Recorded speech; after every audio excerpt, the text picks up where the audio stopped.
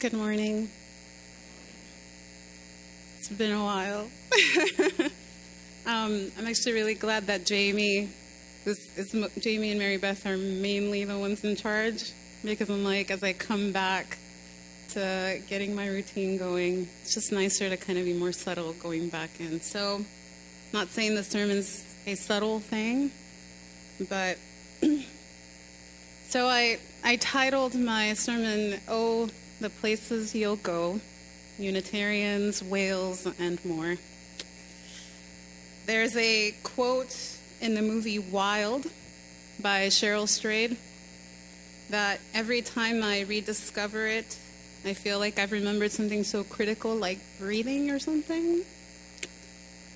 If I did the tattoo thing, which I jokingly say to my parents, and it really upsets them, I would have this quote on my body. And it says, "There's no way to know what makes one thing happen and not another. What leads to what destroys what causes what to flourish or die or take another course." I have actually tried to follow some experiences back to what I've assumed is the starting point. I laugh and I feel frustrated when I realize that I am limited in the people that I know who contribute to the amazing events that happen in my life. I get frustrated when I realize that I'm limited in the knowledge that I have about my own experiences, and that life is far more complicated than I give it credit sometimes, when I forget that it is complex. It's just that sometimes the pieces of the puzzle seem to fit so perfectly that it feels like I have every piece available to me. I get overwhelmed with a feeling of, wow, did this just align this way? Did all of that really just bring me to choosing whether I was going to travel here or this place as my first abroad trip?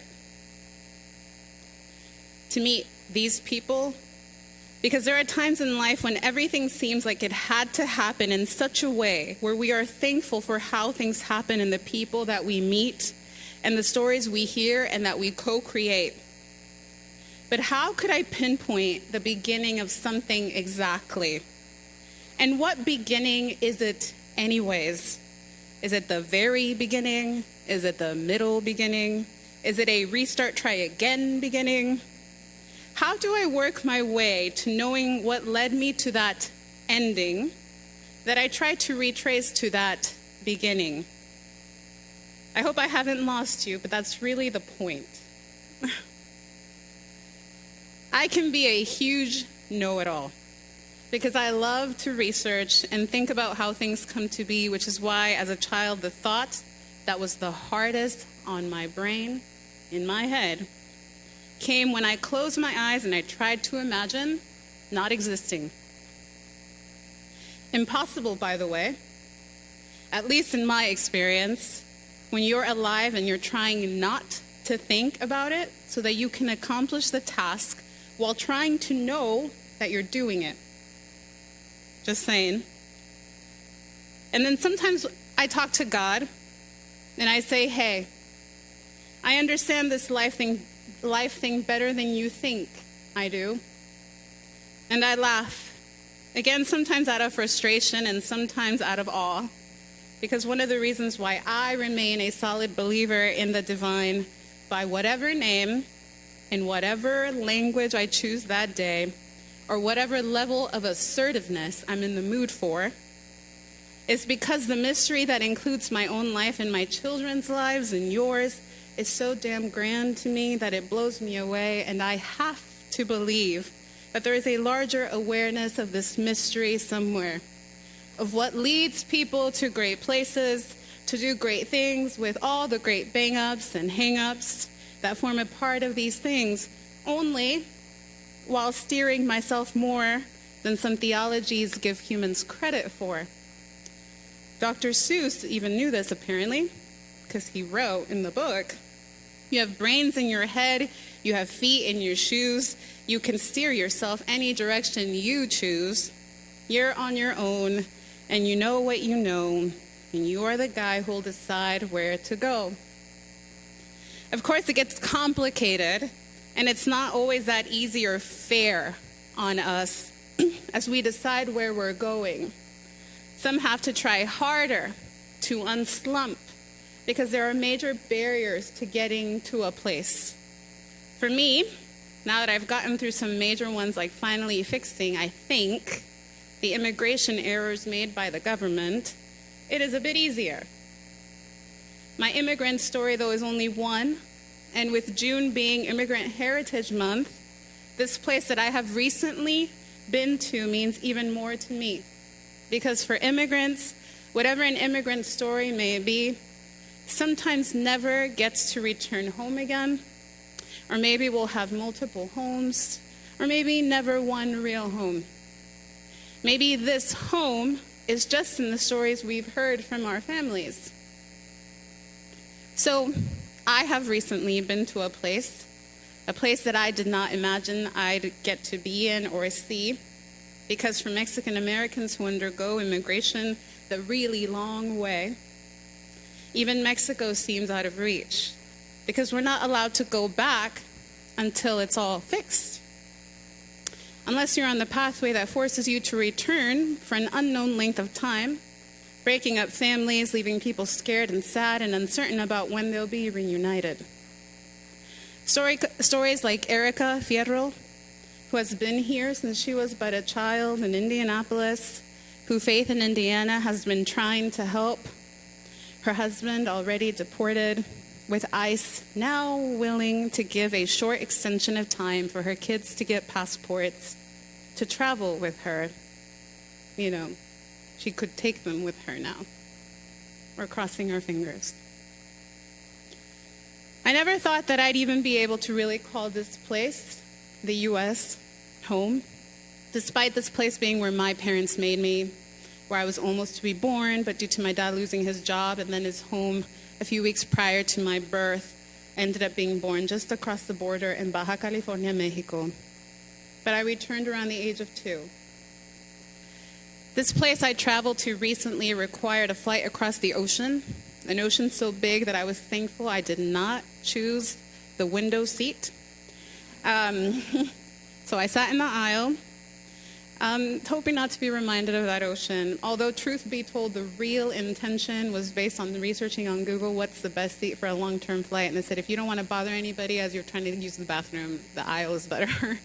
And because I struggle as a woman asking for things, I'm like, this will prevent me from having to do that. So in April, after what's been a wow year for me since my major jaw surgery in mid-November, I embarked on a solo journey that landed me in Dublin, to then travel to Heathrow Airport, to then arrive at my destination in Cardiff, Wales, where I spent most of my time there. My travels also led me to London for a few days of grand sightseeing, figuring out the tube, learning that there are Ubers that do get there on time, being super hit on right as I headed to the megabus and picked up some blank London journals from my kids by a Pakistani store owner in a suit who basically begged to kiss my cheek. Not long after seeing Kensington Palace. You can imagine that I did watch the royal wedding because I felt really connected to it. Most of my time, though, was spent in Cardiff and Aberdare, Wales, which are in southern Wales. The reasons as to why and how Cardiff and Aberdare are far too complicated and probably way too personal for this space. Instead, I mostly want to tell you a little bit about what it was like to end up co-leading a Sunday afternoon service in a Unitarian church in Aberdare, Wales, about 45 minutes outside of Cardiff on my first trip abroad. Dr. Seuss says, it's opener there in the wide open air. Out there, things can happen and frequently do to people as brainy and footsie as you. And when things start to happen, don't worry, don't stew, just go right along. You'll start happening too. Oh, the places you'll go, you'll be on your way up. You'll be seeing great sights. You'll join the high flyers who soar to high heights. You won't lag behind because you'll have the speed. You'll pass the whole gang, and you'll soon take the lead. I was really scared to be in a Unitarian church in Wales leading. I felt like an imposter before I went. Who am I to be co-leading service in an unknown place as a seminary student? I'm not even a minister. But because I was there for 2 weekends, I decided to spend my first Sunday, April 8th, attending the service in Aberdare at the Aberdare Unitarians at Highland Place Church. Before the service, I was invited for a cup of tea. They love tea, and so do I. And conversation with these lovely older white folk with strong accents, because in Aberdare, the Welsh accent was stronger than I experienced in Cardiff.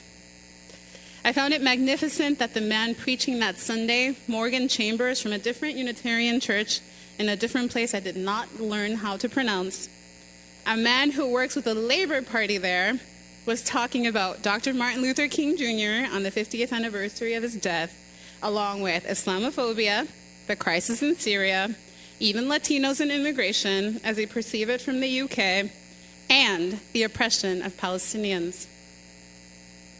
He addressed prejudice head-on, and his message was intersectional about the constant need to address our own bias, because you and I have them, of course. What I loved about the service that Sunday was that the word God seemed easy on their tongues. They even used the Lord's Prayer in the service. I felt like I had discovered a new home, such a warm and loving space where I was their guest. This welcome didn't surprise me, though, because that radical welcoming is part of how I ended up there before they met me in person that Sunday.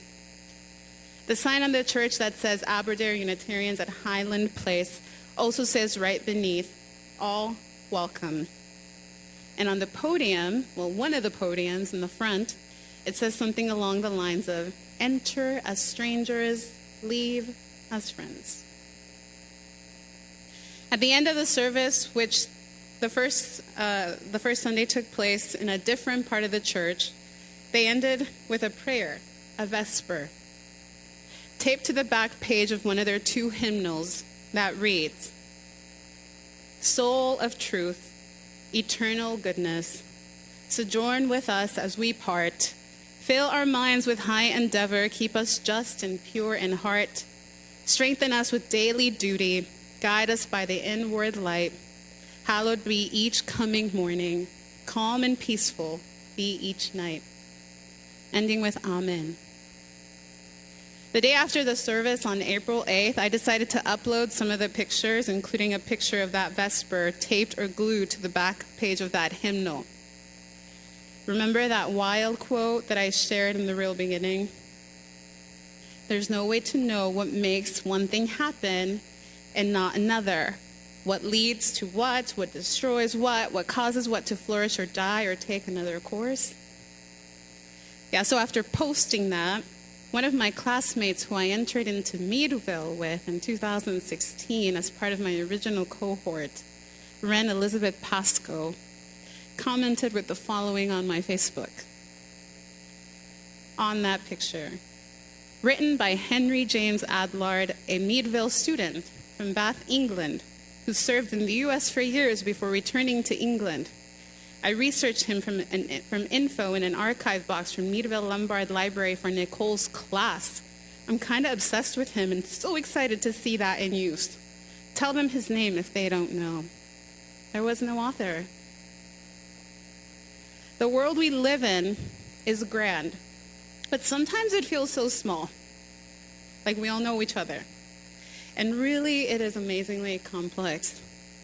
That moment felt like many moments in one, so out of reach to me, and yet so perfectly in my hands.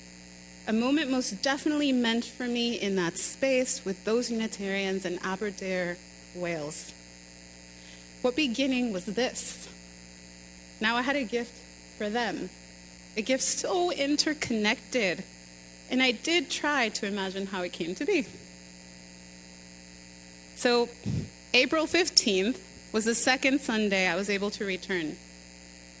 I felt the warmth and love of this new congregation, and I'm still in deep awe when I look back at these days in April, realizing I was there and in front of that beautiful podium, in front of Unitarians that seemed a lot more comfortable again with the Word of God than I'm used to in UU spaces here in Indy. I followed with Diana Bianchi, a Cardiff Unitarian woman, who arranged a service on change before I led our chalice lighting and before I spoke on what led me there. I had a wonderful experience, and to be honest with you, it's changed me in ways that I wish I already knew, but I have to be patient.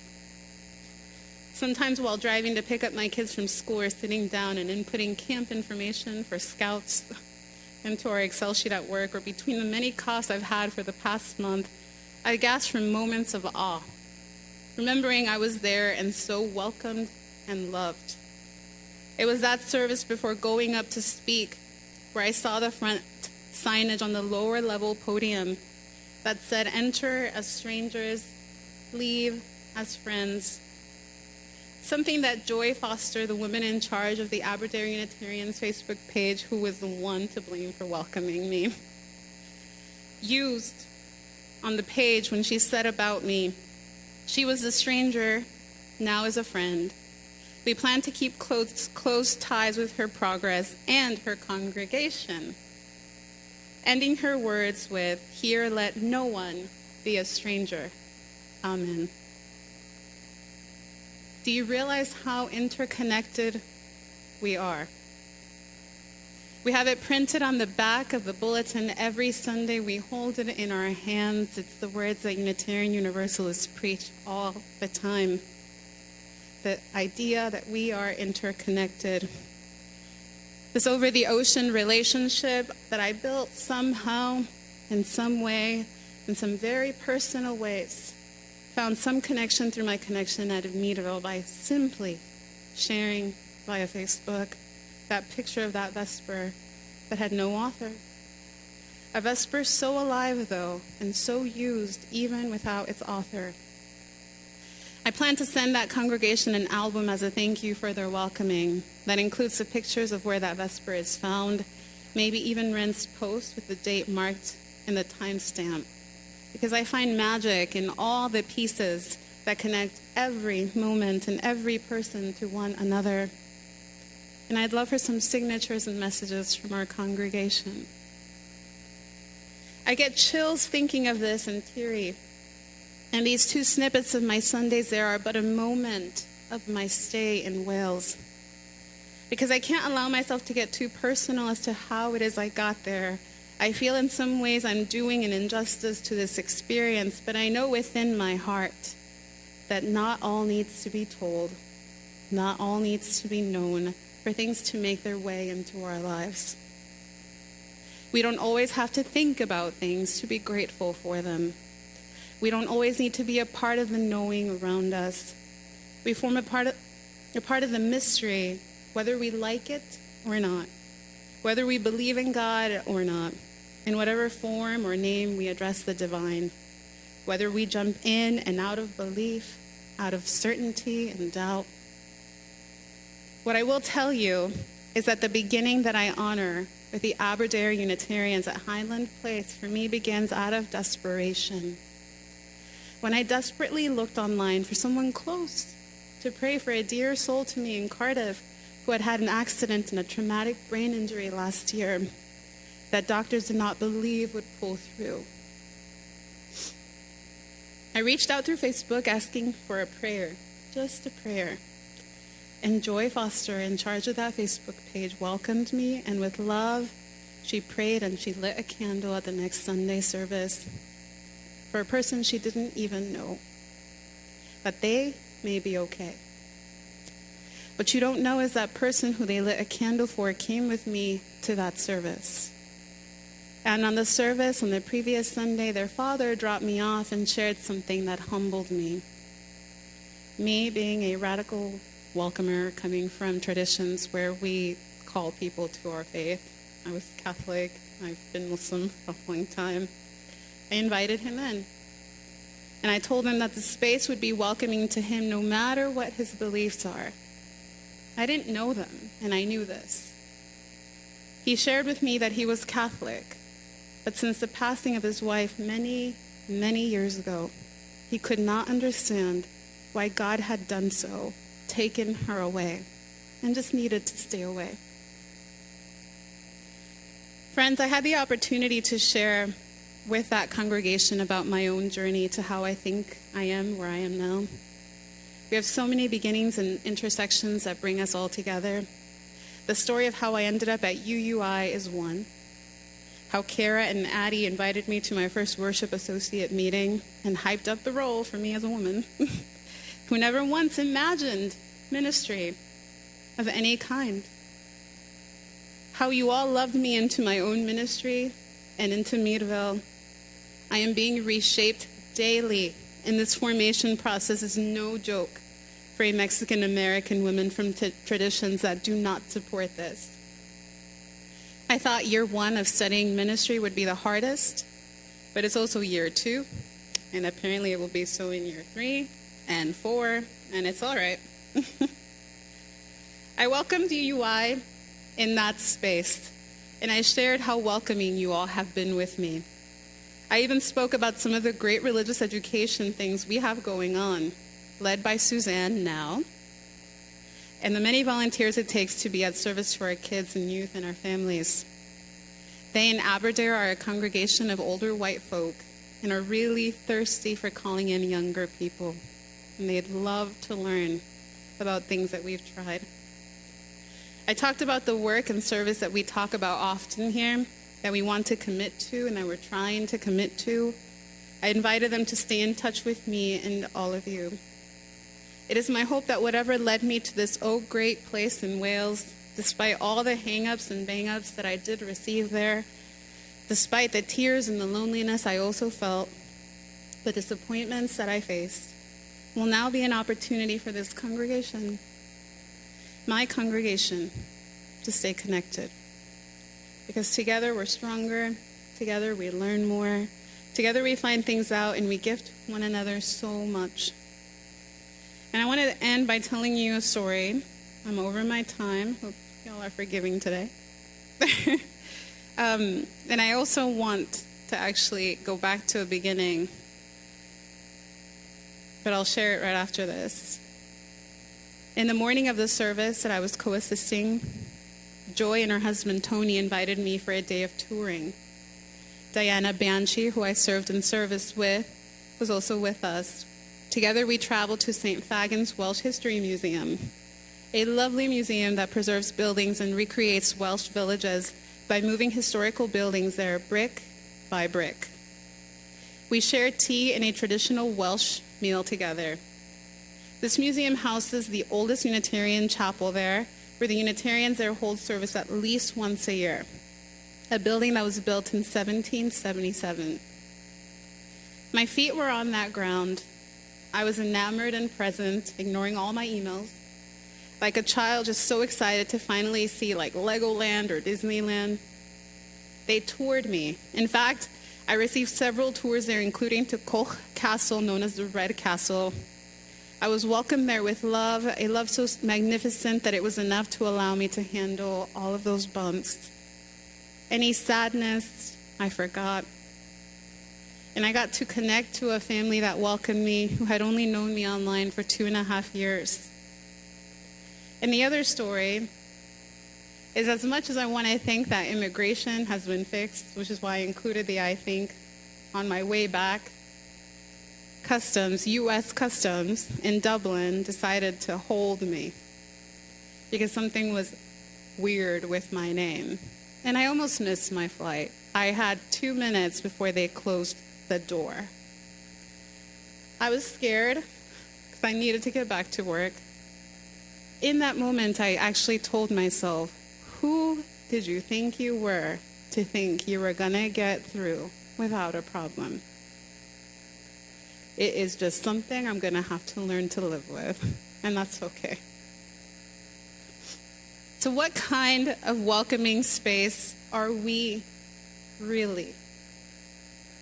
Do we appreciate that people don't just show up here because it's a beautiful building? What do we do beyond tokenizing the very people we want to keep long term? What are we open to and willing to explore about our own bias?